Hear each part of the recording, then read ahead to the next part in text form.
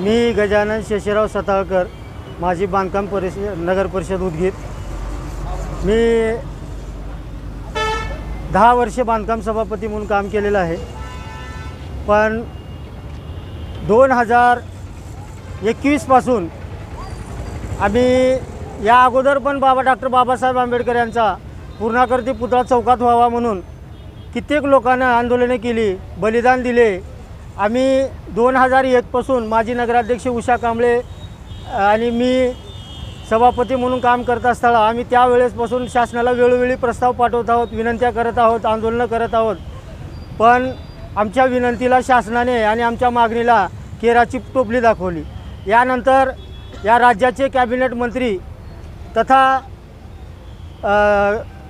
संजय बनसोडे यांनी आम्हाला डॉक्टर बाबासाहेब आंबेडकर यांचा पूर्णाकृती पुतळा बसवतो म्हणून तसे प्रशासनाला पत्र दिले आणि आम्हाला पण पत्र दिले। पण त्या पत्राला सुद्धा शासनाने केराची टोपली दाखवली। एका कॅबिनेट मंत्र्याच्या पत्राला शासनाने केराची टोपली दाखवली। आमच्या मागणीचा विचार केला नाही। प्रशासनानं आम्हाला आमची दिशाभूल केली।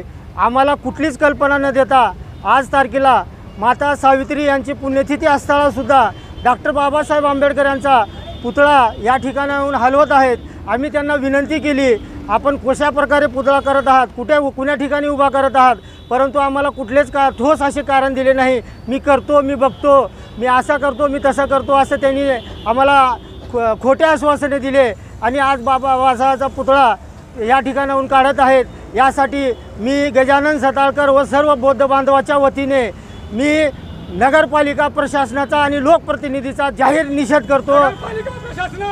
धिक्कार असो।